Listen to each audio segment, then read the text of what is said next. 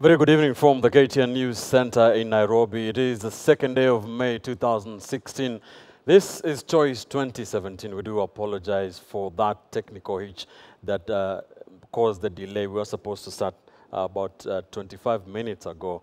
We do apologize for that. That will eat into our show. But tonight we want to talk about the county of Meru. It is part of what is politically known as Mount Kenya East, together with the counties of Embu and Tharaka Nithi. But tonight we are focusing on the county of Meru and what it will mean, or what will be the key issues and determinants of the 2017 general election. In the studio with me is Igembe South Member of Parliament Mithika Linturi and our in-house political analyst Danston Omari. Gentlemen, we do apologize for that delay, and thank you for joining us. Welcome to our program. Thanks a lot. Let me start with you, Mithika Linturi. That is your home area. You're a political leader in that area. What are the key issues that will be important for the people of Meru County and as far as the 2017 general election is concerned? Kitili, I find that question quite ambiguous in terms of how I must be in a position to respond, and bearing in mind that the viewers or the audience expect some certain answers. And I exactly do not understand whether you want me to answer that question in the context of presidential elections or the governor elections, because under the new constitution Honda, we realize that we have two governments. We have the national government and the county government. So in what context do you really want? In this context, Mheshimiwa, the context of the presidential election as well as the gubernatorial race. But before you get into that, it is a race that has elicited a lot of reaction and response, especially that presidential election race that Mheshimiwa is talking about has been drawn into the gubernatorial race in the county of Meru between the incumbent Governor Peter Munya and the APK party leader, that is Kirai Tumurongi. Let's listen in.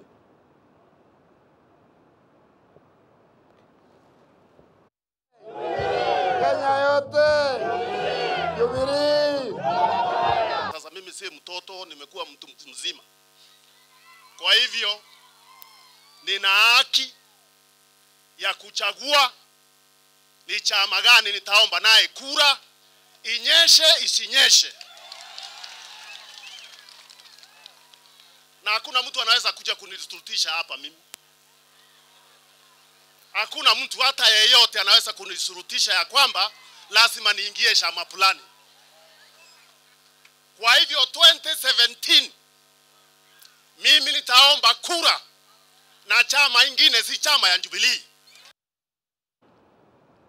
Inyeshe isinyeshe. So in 2007 and 2002 as well, Meru area supported Mwai Kibaki, voted with Central Kenya. That happened again in 2013.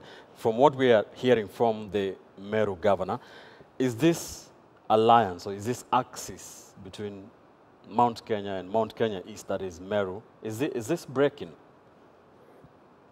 First of all, let me say, without any fear of contradiction, that Mount Kenya East, that is the Embu, the Tharaka Nithi, and the Meru counties, are the three counties that have been working together very closely in terms of trying to push the agenda of those particular communities in the Jubilee administration to make sure that they have the best from the current political setup. And we believe that we have a reason to coexist as brothers and sisters. There is certain bonds that have held us together, and we have a common bond. So in terms of how we vote, I think it is only necessary also to look at the history. Since we started, the region started supporting Mwai Kibaki, and then came in Uhuru Kenyatta. So that county has been very faithful, was very faithful to Mwai Kibaki. Last election was very faithful to Uhuru Kenyatta. So I think the reason is because in one way or another, they are able to talk to them with a lot of ease. They are able to interact easily. They are able to communicate very easily.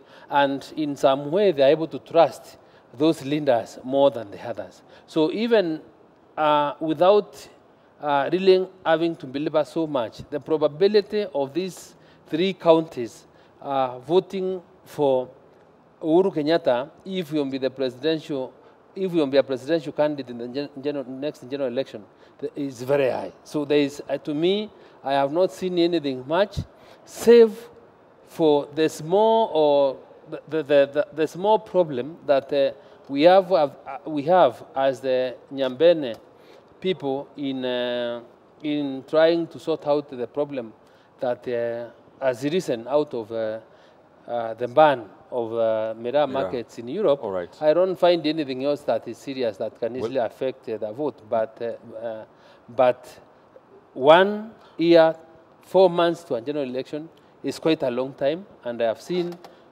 going by what the president did last week, yes, the ground has really shifted and has right. really changed towards... We'll get into the Meru issue very quickly. Before we get into that, Danston, we have had this battle, so if you can call it, between Munya and Kiraitu Murungi, and you know, the residents of Meru are kind of being affected by it. Do you see it affecting the way Meru votes in 2017? First and foremost, it is very clear that the Merus, in general, the Merus and the Embus will vote for Uhuru Kenyatta, so long as Raila Odinga is a candidate from CORD.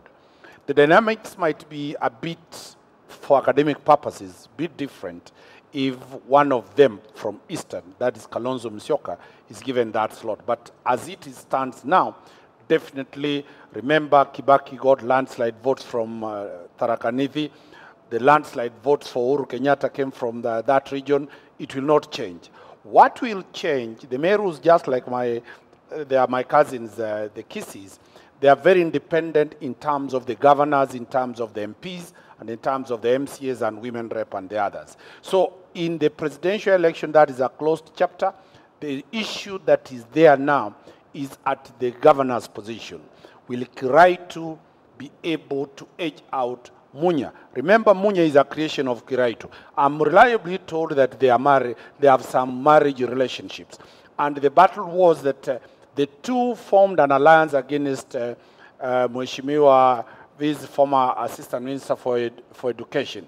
That is Kilemi Mwiria, Dr. Kilemi Mwiria. Yes. And he gave them a run for their money. So really now that the two are fighting, is there a possibility that if Kiraitu and Munya stand and they are related in terms of marriage, there's a possibility Kilemi Mwiria will pass in between? Because the difference between the two, Munya and Nani, it was roughly 20,000 votes. I don't see Kiraitu, I don't see Munya being a very strong candidate. He more or less comes out as a paper tiger. The body language, you'll see a very bitter man, a man who has lost grip, and a man who's trying to get hold of the straws for his survival. So I don't think he has a chance to survive. Right. Mheshimiwa, do you agree with Danston? To a great extent, I agree with Danston, but let me also tell him very clearly that because I'm a resident of that particular county, there is no possibility of Kilemi Mwiria getting across the two, because the die is cast. The battle here is between Kiraitu and Munya. And as rightly said, that Munya is a creation of Kiraitu. I personally, with Kilemi Mwiria, fought the two forces very strongly. And at the end of the election, the difference between Kiraitu's votes and, Munya's and Kilemi Mwiria were only 3,000 votes. Oh. So, it was 180,000 up to 183. And with that small difference, and Kiraitu now having dropped, or having said, no, I am not running with Munya this time, I want to run as governor, and realizing that the whole leadership of Meru County is behind Kiraitu. I personally support Kiraitu Murungi for governor. All the members of parliament are with Kiraitu Murungi. So the possibility of Munya putting in a very serious fight against Kiraito and our team is something I really do not see. There is no possibility. The biggest bone of contention in this battle is the decision by Kiraito Murungi and the BAS, the Alliance Party of Kenya, the BAS has been called, to join in the efforts by Jubilee affiliate parties to merge into one political party. Mheshimiwa, very quickly, do you see that happening? You know, the way things are, I remember before last week we passed the political parties bill, which provides the mechanisms for the mergers.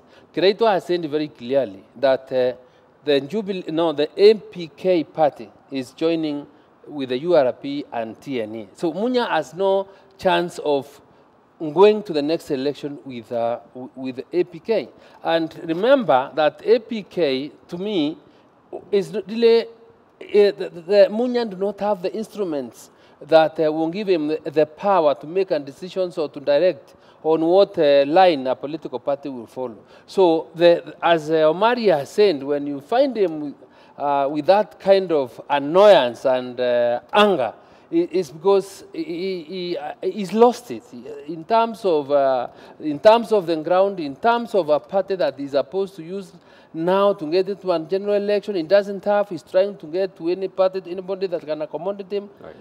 That is why I think he's behaving that way. And also remembering that when you look at the kind of financial muscle that is required to put a serious political party in motion, I don't think he has that kind of capacity. Right. That discussion, that conversation about whether the APK party will be joining the Jubilee in merging, folding up to form that one big political party versus Munya's saying that he will not be doing that has been a key point of discussion in the county of Meru. Let's now listen to the two leaders again in an exchange about the same.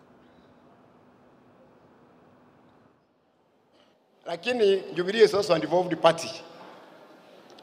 Kutakuwa na Jubilee ya Meru. Ile itakuwa inatetea mambo ya Meru. I'm seeing history repeating itself. And I told him, I didn't know, mimi si ati mimi ni nabii lakini nilimuuliza miezi kadhaa iliyopita. Na ukiwachwa na hii chombo unatengeneza vile uliwachwa na ile nyingine. Na wewe utengenezi ndio uitumie unatengenezea watu fulani, wakikuacha nayo utafanya nini? Danston, if that merger happens, where does that leave Munya? Well, first and foremost, Munya is very clear that whether the merger works or it doesn't work, he'll not get the Jubilee ticket. Kiraito being the brainchild of the Jubilee coalition. So really, Munya is trying to chart his own way.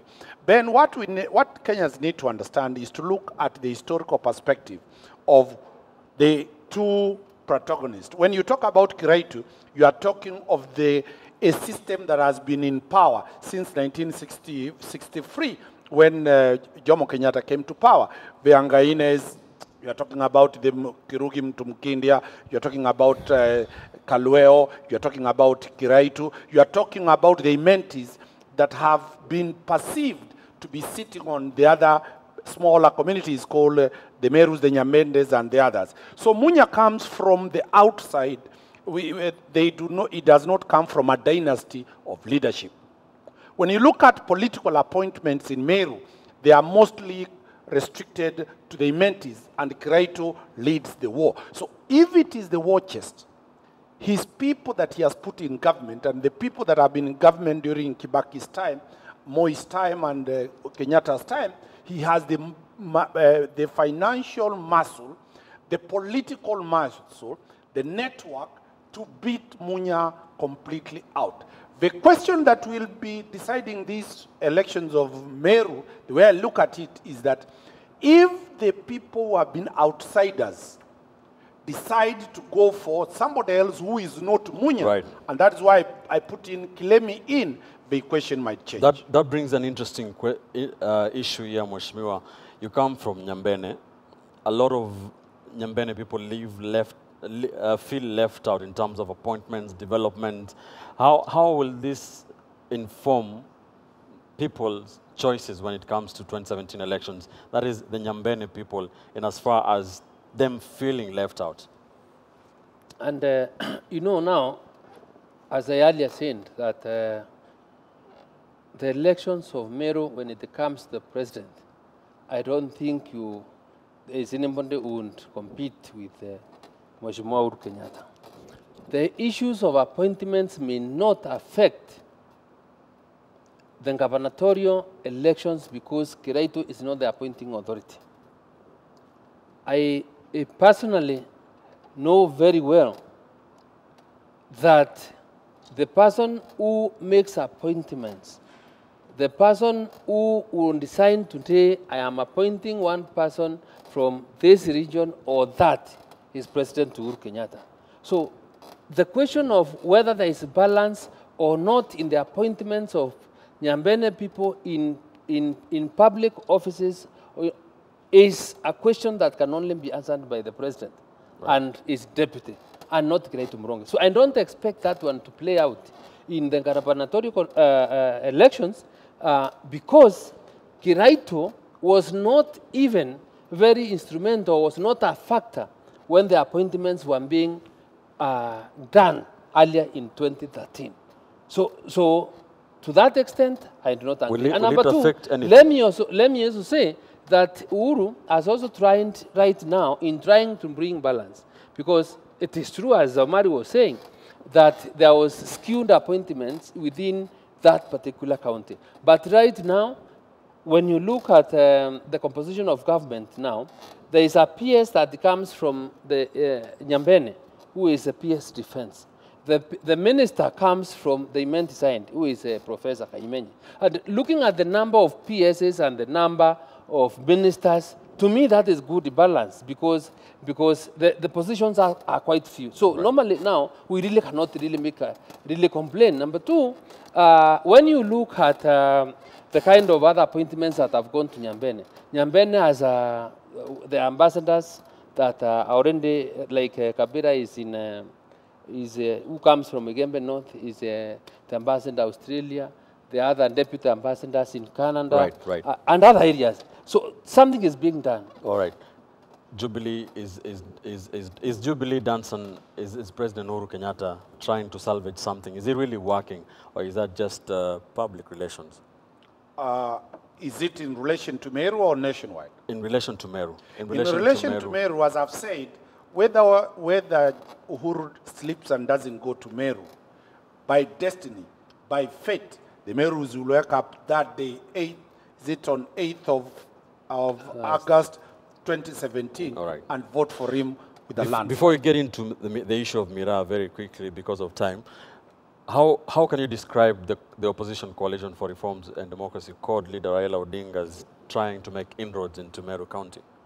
Raila is suffering from a nationalistic crisis. He seems to be being boxed to the Luo nation. He's trying to appear to go back. Remember, Raila had 2 MPs in Meru. The Merus are notoriously known to be independent when it comes to elections of MPs and governors. There's a possibility, even now, in 2017, MPs of CORD might be elected in Meru. So he's not going there to get votes for presidential election. He's going there with a chance that if he gets 1 vote, 1 MP or 1 MCA, at least in 2017, he will have an MP from the Mount Kenya region. Remember, it is very clear he'll not get an MP from central Kenya. He'll not get an MP from these sides of Embu. The only alternative, he has managed to get 2 MPs. That is the reason he also wants to have a national outcome. All right, let's talk about Mira issue. Mira has been a key important economic activity for the people of Meru. Since the ban of Mira internationally in Europe and some of the other countries, it has taken a hit very much. Has the government, both national and the county government of Meru, done enough to make sure they, they secure the farmers of Mira? One person, I think there is need to thank the president for the good gesture that he did the other day. You know, since time immemorial, there is no other president that has signed into law an act that recognizes Meru and that puts it into the level of coffee and tea. So to that, in that respect, we really thank him for having done that. And right now, you know, those people that may not understand what that means is that in every financial year within the Ministry of Agriculture, when they are setting up any finances that have to do with, there's a body called, I think, AFA or something that does deal with the crops, then Meru will have a legitimate issue in terms of asking whether what systems or policies that government was putting in place to address that problem. That is one. Number two, we must also be able to appreciate the fact that the president promised 1 billion shillings that will be used in a social, in a manner that will be economical and sustainable way to cushion the farmers that have suffered this ban. But it's also very important to make everybody else understand that as the president does this, agriculture is a devolved function. Right. And agriculture being a devolved function, the institution that has the mandate to look to market, to research and get markets for these crops is the office of the governor. When you look at Section 24 of our constitution... How has it performed when it comes to that function? So I am saying that the government, even as the governor or anybody else blames the national government for not doing much, the person that shouldn't be getting to anywhere is the office of the governor. But with the current commission or the current the task force that the president has proposed, then this task force will be able to go now to those places and set up a fund to go to looking for new markets and anything else that will be necessary, really to be able to bring the people of Nyambene having an additional, it's not an alternative, it's an additional crop to supplement their incomes out of loss of that Danston, market. Mira, what 1 billion Kenya shillings, is that enough? The 1 billion shillings is a big question. Who is going to manage it? Are the stakeholders, are the farmers going to benefit from that 1 billion? That is the $64 million question that the Meru people needs to discuss. Two, you remember, Ben, there was a fundraising to file a case in the UK. 40 million shillings was raised and the president had donated 2 million shillings. To date, no pleadings, no cases has ever been filed in Meru. That is I think, let me tell Omari, there's not going to mislead Kenyans in this TV, on this show. Because the truth of the matter is the amount of money that was raised in that meeting was 7.6 million. So whatever you hear out of in the press or anywhere else are propaganda. And that money was put into KCB, into Cooperative Bank of Kenya, and 5.1 million was paid direct to Tundas solicitors in London. Fair enough. What I was saying is that to date, no case has ever been filed. The Mira issue was becoming the case was found and lost. I personally went to London. Very well. And the lawyer, the solicitor there was called Dipak Jitongia, right? So the matter was, the case was handled, the case was lost. So unless even anybody was saying that whenever you file a case, you must win. So that is not the position. All right. So that's what I'm saying. The Mira question is so pertinent that the president now has removed the rug out of the political class. He has now said it is a cash crop. I don't think the politics of the Mira will be the politics of 2017. Yes. The politics of 2017 has moved away from Mira, and it is going to be on personalities who can deliver for the Merus. Final question because of time. In 30 minutes, Mheshimiwa, in the gubernatorial race, what will be the key factor for you? 30 seconds only, sir. The key factors that we'll be looking at in Meru is the ability to utilize or to apply the devolved funds that go to the counties. Nothing else. Because the Merus have a myriad problems. And when we look at the manner in which all the money that has gone to the counties within the last 3 years has been spent, we are left with a lot of questions. And we believe that the current county government, as constituted, does not have that capacity to develop Meru with the money they are given because they are in a plunder spree. Thank you. To you, what is the one key issue that will be key? The only issue for the Meru nation is the individuals. The Merus will vote the person they think represents their wishes. Parties will not matter when it will come to gubernatorial positions. Parties will matter when it's the presidential election. So the Merus know very well that, and I'm very clear, Munya does not appeal to them. Because of Kiraitu's big network, there's a likelihood he might carry the day. Thank you. Danston Omar, in-house political analyst, and Mheshimiwa Mithika Linturi, Member of Parliament for Igembe South. Many thanks for joining us on the program, sir. Meru County is a big county, very key. It is a conversation that would need more time. We do apologize again for the technical hitch that ate into our time on the program. We will be sure to have more time next time. We've been talking about the county of Meru.